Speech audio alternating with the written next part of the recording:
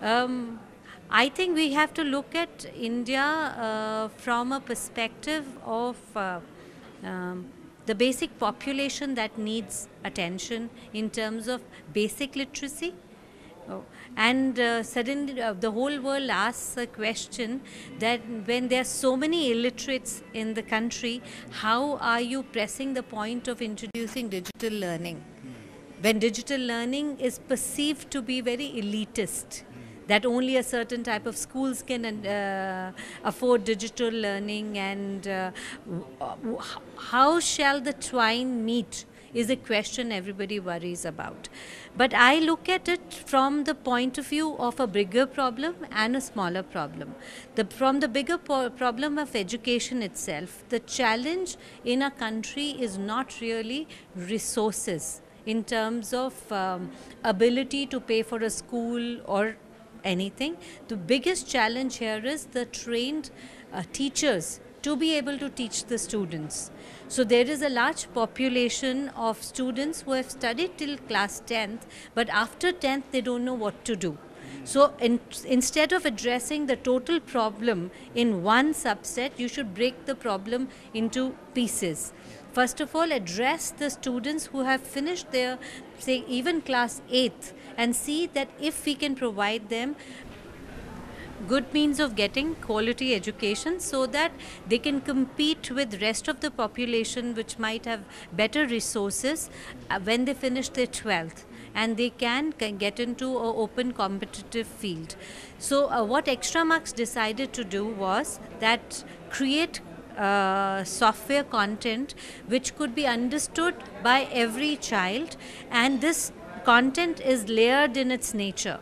That suppose you had a child with a higher, more challenging content capacity, and that child is also taken care of, and a child who's average because of whatever his basic study and all can also understand the content. So whatever learning content we have created we have created it in layers. So the content we are taking to government schools, and we are also taking the content to the best of the private schools, because the nature of any content that is developed in India today should fulfill a larger need and more specific need to provide the best global education. So that is the contribution we are doing.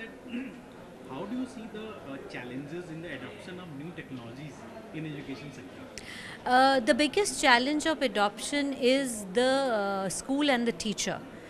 Wherever even if you see in the B and C towns in India, children are pretty tuned into technology, and they live in a digital world of their own. The biggest challenge is teachers, because teachers are not trained and they have this phobia about technology. But my experience says that if you handhold teachers for a short while also, they all want to learn, but there's nobody who can stop and teach them how to use the system. So Extramarks in their program of creating digital content pays a lot of attention to adoption in the schools. So when we run a Smart Learn classes in the schools, we take almost a month's time to familiarize, acclimatize, and train the teachers in using the software in the classroom, and then they're on their own, and on demand we come back to them if they're stuck. So because of this, there is a greater adoption of Extramarks also, because we realize that adoption is a challenge. You might go and give the system, but the child is not using the system. It is translated by the teacher. So she is the one who should understand it, how to use it. So it's a challenge, and I'm sure will be a challenge in lots of bigger government ventures also. That's why they have to allocate a lot of funds towards the training of the teachers. What is your message to the policymakers in education sector? My message is that allocation for anything can be, less.